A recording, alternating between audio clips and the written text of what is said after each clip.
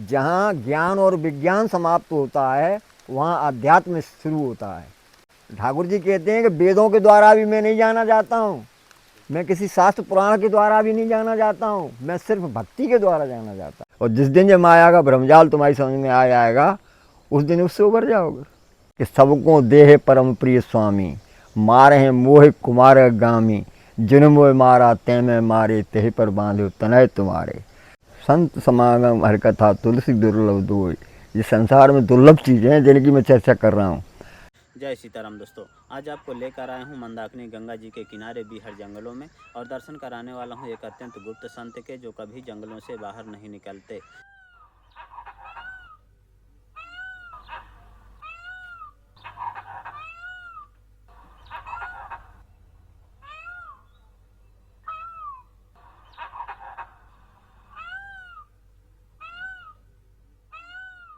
अरे कच्ची मढ़ैया में क्यों रहता है, कच्ची मढ़ैया में क्यों रहता है, घोर जे है बरसे पानी, थोड़े दिन की जिंदगानी।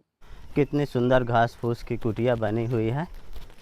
चारों तरफ से महाराज जी लकड़ी वगैरह लगाए हैं और यहाँ से देखिए एक छोटा सा दरवाज़ा है अंदर जाने के लिए, ये देखें। और यहीं पर महाराज जी का अंदर धूना भी है और बगल में ये दूसरी कुटिया है। यहाँ पर महाराज जी प्रसाद वगैरह बनाया करते हैं और महाराज जी की लकड़ी वगैरह रखी हैं।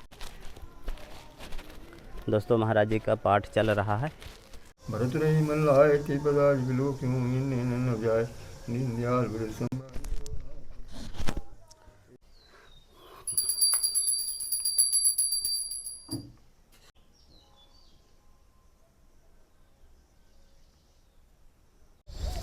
यहाँ पर महाराज जी अपनी जड़ी बूटी पीसा करते थे। महाराज जी इस समय जड़ी बूटी नहीं पीस रहे क्या? ये बारिश के कारण मौसम में ज़रा ठंडक आ गई है तो वो सर्दी करती है। ये 10-15 दिन से मैंने बंद कर रखा है उसको। महाराज जी ये बगल वाली जो कुटिया है इसमें हम नहीं रहा क्या? बरसात के कारण उसमें अभी रहना बंद कर दिया क्योंकि मिट्टी की है ना, तो वो मिट्टी गिर रही है और इसमें जीव जंतु भी घुस जाते हैं, तो इसलिए इधर पक्के वाले में शिफ्ट करे। महाराज जी जैसे यहाँ जंगल है पीछे की तरफ, चारों तरफ से खूंखार जानवर भी यहाँ छिपे रहते होंगे। हाँ, तेंदुआ है, खूब घूमता रहता है, यही चक्कर काटता रहता है रोजाना। ये चीतल और उसके हिरण के चक्कर में। कभी जो बछड़े हैं इनके गाय वगैरह के, तो वो तो दिन रात उन्हें रहना ही है, वो कहाँ जाएंगे। तो आपको डर नहीं रहता महाराज जी जैसे बाहर बैठे हैं प्रसाद बना रहे हैं कोई अचानक आ जाए? अब तो उनसे भी दोस्ती सी यही है, वो भी जानते हैं कि महाराज जी हमको नुकसान नहीं करेंगे, हम जानते हैं जी हमको नुकसान नहीं करेगा जी, अपना काम खाने पीने का कर रहा है, अब अपना काम कर रहा है, तो अब कोई लड़ाई झगड़ा है नहीं, तो क्या डर लगना है। अब महाराज जी जैसे गंगा जी का पानी इस समय तो पूरा मटमैला रहता है। पानी इस समय बड़ा ख़राब है गंगा जी का, क्योंकि वो अब असल में वो गंगा जी का पानी नहीं रहा, वो हो गया है बरसात का पानी, है ना। तो बरसात का पानी दूषित होता ही है, तो उसको करते रहते हैं, फिटकरी विटकरी लगा के साफ कर लेते हैं, पीने योग्य बनाते हैं। हाँ, ऐसे ही काम चला रहे हैं, नुकसान भी कर जाती है फिटकरी। अभी आँव बन गई थी मुझे 4-5 दिन पहले, उसी वजह से थोड़ा स्वास्थ्य सा भी खराब हो गया। क्या करें, परिस्थितियों से तो प्रकृति के साथ तो रहना ही है, यही तो तप है। सुख सुविधा में रहो, प्रकृति के विमुख होगे तो तप का है फिर। तो प्रकृति से ही सामंजस्य बिठाना पड़ता है तप करने के लिए। जय श्री जय राम। हो, प्रसन्न रहो, प्रसन्न। महाराज जी आपकी सेवा में थोड़ी राशन सामग्री लाए थे और महाराज जी आपकी सेवा में थोड़ी फलाहारी है। आज एकादशी है, जो ठाकुर जी को भोग लग जाएगा। जी महाराज जी सब्जी है आपकी सेवा में और आटा है महाराज जी, और फलाहारी में महाराज जी मूंगफली के दाना, चीनी, और महाराज जी आपकी सेवा में महाप्रसाद, सरसों का तेल, चना की दाल, सब्जी मसाला, ठाकुर जी भगवान के लिए अगरबत्ती, और महाराज जी आपकी सेवा में छोटी सी भेंट। महाराज जी भक्त लोग देख रहे हैं, सबको आशीर्वाद दीजिए। सब प्रसन्न रहें, खुश रहें, मैं तो यही कामना करता हूँ, सारा संसार खुशी रहे। और सबसे बड़ी बात यह है कि आप लोग सद्गुणों का विकास करिए अपने अंदर, रजोगुण और तमोगुण से दूर हटिए, क्योंकि गुण ही गुण में बरतते हैं। यदि आप सदोगुणी बनोगे तो सद्विचार वाले पुरुष ही आपको मिलेंगे और आपका जीवन धन्य हो जाएगा। ये तमोगुण में रजोगुण में रहोगे तो वैसे ही लोगों का संग आपका होगा, उससे जीवन में जीवन जो है नरक के समान हो जाएगा, दुख ही दुख मिलेंगे, सुख कभी मिल नहीं सकता। मैं तो हर किसी को यही कहता हूँ, सदुगुणी बनो, उससे ही तुम्हारा जीवन सफल होगा और कोई दूसरा रास्ता है नहीं सद्विचार और सद्गुण के अलावा। छल कपट प्रपंच इनसे दूर रहो। यदि तुम छल कपट प्रपंच नियोजित करोगे ना तो तुमको भी तो छड़ी प्रपंच ही मिलेंगे ना। कहते हैं ना कि जुआड़ी के साथ करोगे तो क्या करेंगे, जूते ही खाना पड़ेंगे तुम्हें, भले ही तुम खेल नहीं रहे थे, खड़े हो वहाँ उसके पास में, लेकिन पुलिस तो तुमको भी जुआड़ी समझेगी, है ना। तो हमेशा सद्गुणी लोगों का साथ करना चाहिए, जो श्रेष्ठ लोग हैं समाज के अंदर, उनके आचरण का अनुगमन करना चाहिए, है नहीं। बस और परमार ठाकुर जी सब पे कृपा करते ही आप लोगों को इंसान बनाया, जैसा ठाकुर जी की बहुत बड़ी कृपा है। नहीं पशु पक्षी बना देते तो क्या कर लेते। ठाकुर जी की माया से प्रेरित ये संसार है, उनकी माया के द्वारा ये संसार रचा गया है, लेकिन ठाकुर जी संसार में नहीं है, समझ लो इस बात को। ठाकुर जी जो लोग कहते नहीं कि ईश्वर अंश जीव अविनाशी है नहीं, चेतन सहज सरल सुख राशि, ये बात बिल्कुल सच है कि हर जीव में ईश्वर का अंश है, लेकिन वो जीव में अंश है लेकिन वो ईश्वर नहीं है।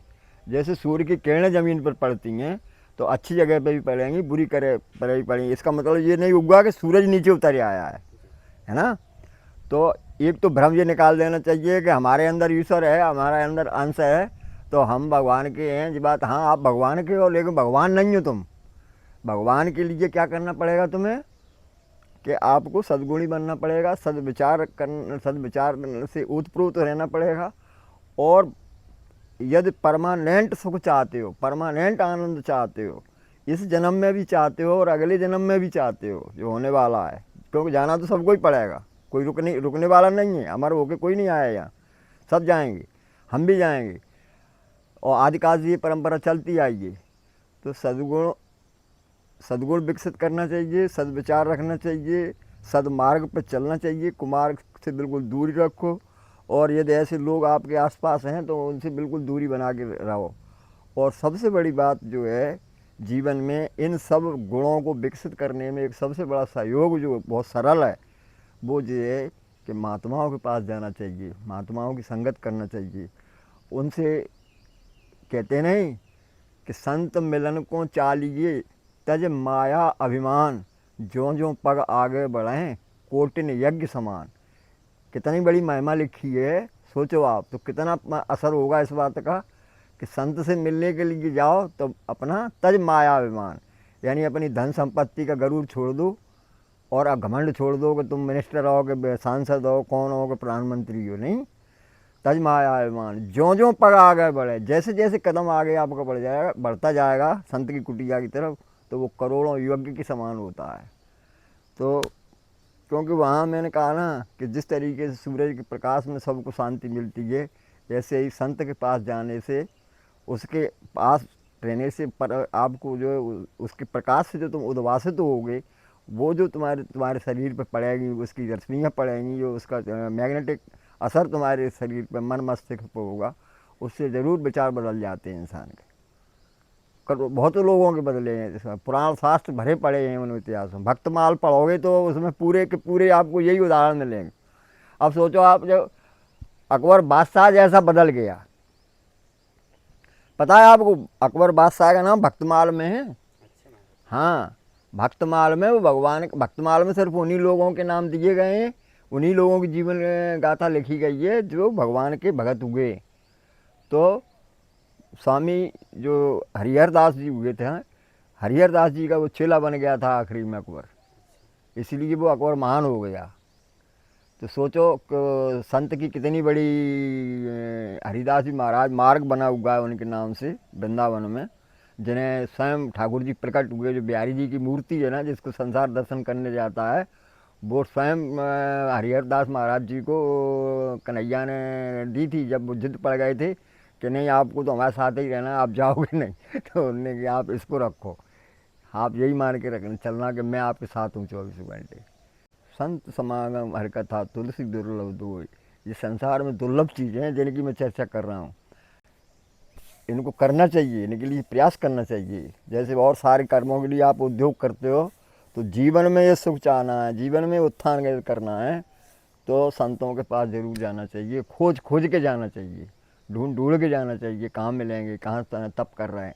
क्योंकि संत कोई सरल नहीं है कि चाहे कहीं मिल जाएंगे, क्योंकि वो तो आगम है।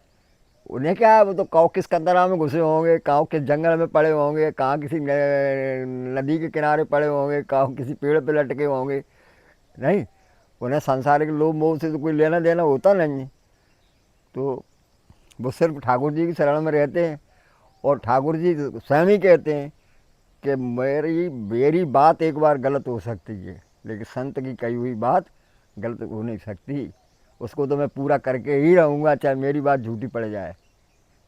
क्योंकि वो 24 घंटे रात और दिन उन्हीं की तो शरण में, उन्हीं के तो सहारे। अब जो कोई जिसके सहारे हो जाएगा तो फिर बताओ। छोटा सा एक उदाहरण हम दिया करते हैं, कहते नहीं कि जो नेता लोग चुनाव बनाव लड़ते हैं विधायक सांसदी का, उनसे उनके जो कार्यकर्ता हुआ करते हैं, जो पोस्टर चिपकाते हैं और जो वो पोंगा फूंकते हैं, माइक फूंकते हैं, जिंदाबाद वगैरह करते हैं, यदि वो सांसद विधायक बन के चुनाव जीत जाए, या पुलिस वाला या कोई उसको सताए तो वो पहुंच जाए, अरे विधायक जी वो फलाना दरोगा टीआई नहीं मान रहा है, तो तुरंत ही फ़ोन लगाता है कि नहीं लगाता। जब उस कार्यकर्ता की उसके सामने कोई औकात नहीं है, लेकिन तुरंत ही फ़ोन लगा। क्यों लगाएगा? अपने नाम के कारण। अरे अब मैं वैभवशाली हूँ, मैं सब कुछ हूँ, मेरे आदमी कैसे वो इसने टीआई ऐसे कैसे कर सकता है।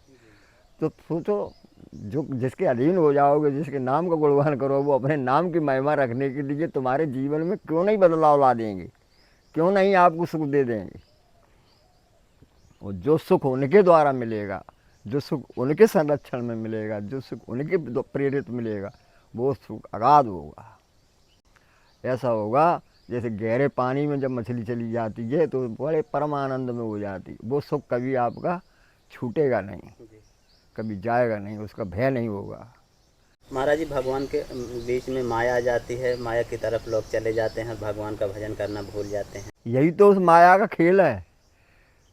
देखो, ये एक फंदा बहुत खतरनाक होता है। एक फंदे पे आदमी झूल के प्राण दे देता है, और यहाँ 3 फंदे हैं। भगवान की माया 3 फंदे डालती है। त्रिगुणमयी सत्ता है यहाँ इस संसार में। ये संसार काय से मोबिलाइज होता है? 3 गुणों से, रजोगुण, सतोगुण और तमोगुण। ये मोबिलाइज होती है। ये सृष्टि जो माया ने प्रभु की ने बनाई है, इसको मोबिलाइज कौन करता है, इसको मूवमेंट कौन करता है? 3 गुण, रजोगुण, तमोगुण और सतोगुण।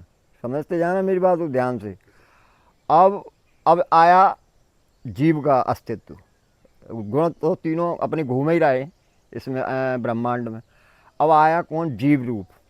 जैसे ही जीव रूप आया तो जीव भूतों से बनता है। छत, जल, पावक, गगन, समीरा, यानी पृथ्वी, वायु, आकाश और अग्नि और जल, इनसे 5 तत्वों से मिलके जीव बनता है। ठीक है, उनका संगठन होता है, तब जो जीव अस्तित्व में आता। और मन, जैसे ही जीव बना तो मन, बुद्धि, अहंकार उसके अंदर हुए, यानी 8। फिर 8 का फंदा पड़ा। ये 3 का एक बता दिया हमने माया का, दूसरा फंदा काय का पड़ा? 8 का। 5 और 3 8 जी गए, है ना। तो कितने हो गए? 13। अब इसके बाद फिर 10 का फंदा और है। 10 का फंदा कौन है? 5 तो आपके अंदर ज्ञान कर्मेंद्रियाँ हैं, आँख, कान, मुख, नासिका, त्वचा, जी जो कर्मेंद्रियाँ जिनसे आप कर्म किए करते हो। और 5 हैं ज्ञान इंद्रियाँ, जो आपको रंग, रूप, गंध, स्वाद इनका एहसास कराती हैं, वो ज्ञान इंद्रियाँ। 10 ये हैं, तो कितनी हो गई? 23। ये 23 महत्व तत्व हैं। समझ रहे हो मेरी बात को जो मैं कह रहा हूँ? ये 23 महत्व तत्व हैं। इन्हीं 23 से जो ब्रह्मांड निर्मित है, इन्हीं 23 तत्वों से जो ब्रह्मांड संचालित होता है। जीव इन्हीं 23 तत्वों के बीच में फंसा रहता है। जीव क्या होता है? इन्हीं 23 तत्वों के बीच में फंसा रहता है, जबकि इन 23 तत्वों के परे परमात्मा है। यानी जो पराशक्ति, परमात्मा की जो अपराशक्ति है, जिसको अपराशक्ति बोलते हैं, वो ये 23 महत्व तत्व हैं जो हमने आपको अभी बताए। ये परमात्मा की अपराशक्ति है, जिसके द्वारा वो संसार को रचते हैं, जिसके द्वारा वो संसार को फैलाते हैं, है नहीं। और पराशक्ति केवल उनकी क्या है? आत्मा और परमात्मा जो चेतना आपको दी है, और वो चेतना के द्वारा जो पर ब्रह्म में जो आपका लय हो जाती है, यदि आपका वो मिल जाएगा टावर, तो वो उनकी पराशक्ति है। तो सोच लो अब आपको क्या करना है इंसान को। इस संसार से बचने का, इस संसार के कष्टों से बचने का एक ही तरीका है कि इस भ्रम को समझ लो, जो मैंने 23 तत्वों के भ्रम को बताया। ये सब जो है अनित्य, ये सब जो है अनित्य, ये तो ख़त्म ही होना है, क्योंकि ये तो बदलते ही रहते नहीं। पेड़ आज इतना बड़ा दिख रहा है, ये कल गिर जाएगा, सड़ जाएगा, नया पौधा होएगा। तो इसके भ्रम में मत पड़ोगे, ये पेड़ हमेशा ही हमको रक्षा करेगा, इसको तो जाना ही पड़ेगा किसी दिन। हमको रक्षा वो करेगा जिसने ये पेड़ बनाया है ना। लंका जब हनुमान जी ने जला दी थी तो पूरी लंका जल गई थी, खाक हो गई थी, केवल विभीषण का घर बचा था। क्यों बच गया था विभीषण का घर? जब 49 तरीके के पवन चले थे उस दिन। पवन कितने होते हैं? 49 होते हैं। 49 तरीके के पवन चले थे, उसमें बचने का कोई संभावना नहीं थी कि विभीषण का घर बच जाता, लेकिन विभीषण का घर अकेला बचा था। क्यों बचा था? कि विभीषण भगवान का भक्त था, इसलिए उसका घर बच गया। तो केवल ठाकुर जी ही बचा सकते हैं। इस माया को समझ लो, जो मैंने माया का चक्र समझ आया है। 3, 13, 23 का बहुत बड़ा चक्कर है और इसमें फंस गया आदमी, समझ लेना। और ज़्यादातर लोग इसमें ही फंसे, क्योंकि इस भ्रम को नहीं समझते। लोगों को एक भ्रम है कि भगवान का जन्म होगा। क्या कुछ लोग समझते हैं ना कि राजा दशरथ के घर में भगवान पैदा हुए, कोई समझता है कि वसुदेव के यहाँ कृष्ण पैदा हुए। भगवान का भी जन्म नहीं लेते हैं, भगवान कभी जन्म नहीं लेते हैं। वो तो उसी क्षण, उसी तत्काल, उसी कार्य विशेष के कारण जब जब वही धर्म की हानि, बाढ़ है असुर अधम अभिमानी, तब तब धर मनुष्य शरीरा है। तो कोई भी कारण जब समय ऐसा आता है, जब धर्म नष्ट होने पे होता है, और जो बड़े असुर और अभिमानी लोग इस संसार में प्रकट हो जाते हैं, जिनका दमन नहीं हो सकता है, तब उस कारणों से प्रेरित होकर ठाकुर जी प्रकट होते हैं, जन्म नहीं होता उनका। तो सोच लो कि वो उनकी परम सत्ता है, उसके बिना पत्ता नहीं हिल सकता, और बिना उनके कहीं कोई सुख है नहीं, कोई आधार है भी नहीं। और यदि वो कृपालु हैं तो कहीं कुछ नहीं है। न तुम्हारे लिए आकाश अगम है, न पृथ्वी अगम है, न जल अगम है, कोई अगम नहीं, सब सरल है। आँखों से यदि माया के पर्दे हट जाएं तो ठाकुर जी का अस्तित्व समझ में आ जाएगा। तो ठाकुर जी का अस्तित्व तो समझ ही लेना चाहिए। क्यों समझ लेना चाहिए? कि तुम देख रहे हो प्रकृति सरेआम देख रहे हो। तुम्हारे पूर्वज भी तो पहले थे, वो नहीं रहे, आप भी नहीं रहोगे। जैसे पूर्वज नहीं रहे, जैसे आप भी नहीं रहोगे। कल आपके बेटे हो रहे हैं, नाती नती होंगे, वो भी नहीं रहेंगे। ये तो क्रिया है, ये तो चलती ही रहेगी। मैंने कहा नहीं, ये तो चक्र है प्रकृति का, ये तो घूमता ही रहेगा। ये बताया ना 3, 13, 23 का जो फंदा है, ये तो चलता ही रहेगा, घूमता ही रहेगा। ये कभी रुकने वाला नहीं है। ये तो अनादि अनंत है, ठाकुर जी की कृपा से चलता है। हाँ, इसमें से तुम उभर कैसे सकते हो? उभर ऐसे ही सकते हो जो मैंने बताया कि इस माया के भ्रमजाल को समझ लो तुम, कि ये माया का भ्रमजाल क्या है। और जिस दिन ये माया का भ्रमजाल तुम्हारी समझ में आ जाएगा, उस दिन उससे उभर जाओगे। फिर आनंद ही आनंद है, ऐसा असीम आनंद है, ऐसा सुख, ऐसा नहीं है। जंगलों में बाबा क्यों पड़े, बताओ आप? क्या मिल रहा है इन महात्माओं को? क्यों कंदराओं में घुसे हैं, पहाड़ों में? या 30-30 साल से बाबा पड़े हुए हैं इस समय टाटी घाट में। जो सीनियर, सबसे सीनियर हैं, जो 30 साल उनको हो रही हैं। 1-2 बाबा हैं जो यहाँ रहते हैं। तो आखिरकार इतना इस घनघोर जंगल में आप देखो, सांप यहाँ घूमते हैं रात दिन, बिच्छू भी यहाँ घूमते हैं, जंगली जीव जंतु यहाँ घूमते हैं। कोई 1 मिनट भी अपनी ज़िंदगी को उसमें डालना चाहता है खतरे में? हनुमान जी भी रावण से उस समय कह रहे हैं, रावण ने जब कहा कि तूने क्यों, हनुमान जी से कहाँ से आया अरे मूर्ख बंदर, और तुझे नहीं पता मेरा, तूने वैभव नहीं सुना था कि मैं कौन हूँ? मेरे आगे तू वन को मेरे को उजाड़ रहा है, और तूने राक्षस मारे मेरे। क्यों मारे तूने? क्या तुझे मृत्यु का भय नहीं है? तब हनुमान जी कहते हैं उससे कि सबको देह परम प्रिय स्वामी, मारे हैं मोह कुमार गामी, जिन मोह मारा ते में मारे, तेह पर बांधे तनय तुम्हारे। कि सुनो महाराज, सबको अपना शरीर प्रिय है नहीं, यहाँ से बात सिद्ध हो रही नहीं। सबको अपना शरीर प्रिय है, अपने शरीर को जोखिम में कोई नहीं डालना चाहता। लेकिन महात्मा फिर भी डालें, फिर भी यहाँ रुकें, तो किसकी ताकत पे रुकी? ठाकुर जी की तो ताकत पे रुकी है ना। ठाकुर जी की शरणागत ही तो पड़े, इसीलिए तो अब आए हैं वो यहाँ। नहीं यहाँ तो लोग दिन में आने को डरते। या क्षेत्र के आसपास के लोग नहीं आना आप आते हैं? बताओ आते हैं क्या? आप तो इधर ही के रहने वाले हो। आपके यहाँ 5-7 किलोमीटर के रेडियस के लोग मुझे मिलते हैं, चर्चा होती है सड़क पर, कभी कभी जाता हूँ तो मैं, महाराज जी टाटी घाट आप कैसे रहते हो? अरे महाराज वहाँ तो बड़ा भयानक जंगल है। अरे महाराज वहाँ तो बड़े जीव जंतु खतरनाक हैं जीव। तो ये ठाकुर जी आप पे अनुकूल हैं तो कहीं कुछ नहीं है।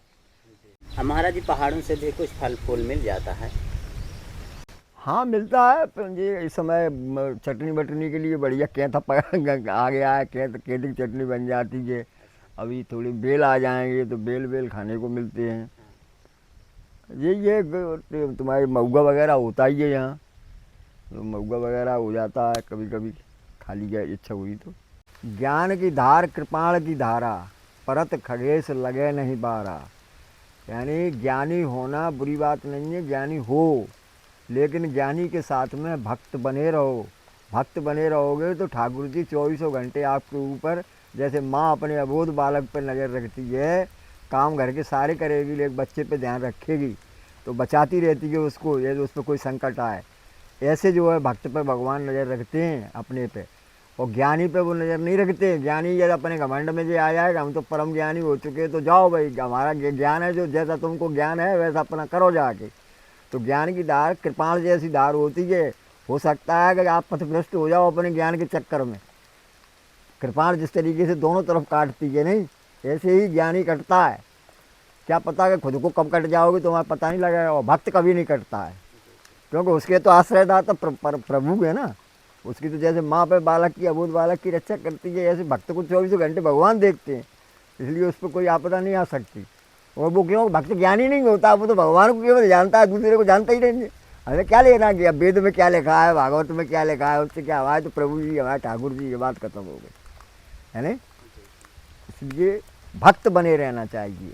ज्ञान का मैं विरोध नहीं करता हूँ, क्या ज्ञानी हो आप, लेकिन ज्ञान को भक्त रूपी सूत्र में पिरो के रखना चाहिए। जैसे माला जो है सूत्र में पिरोई जाती है ना, माला का मनिया काय में पिरो, यदि माला के एक दाना अलग करके डाल दो, उसका कोई वजूद है, उसका कोई औचित्य है? जब तक उसको सूत्र में नहीं पिरोया जाएगा जब ना माला बनेगी, जब ना उससे जप करोगे, आप नाम सुमरन करोगे।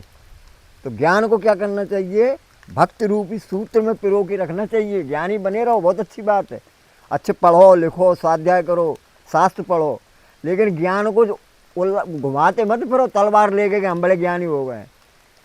भक्ति साथ में रखिए, अनुराग रखिए ठाकुर जी के प्रति, क्योंकि कोई ज्ञानी व्यानी नहीं है भैया, हम तो ठाकुर जी की शरण में। जितना पुस्तकों से मिल गया सीख लिया, बाद बाकी अपना कोई ज्ञान नहीं है, वो जाने।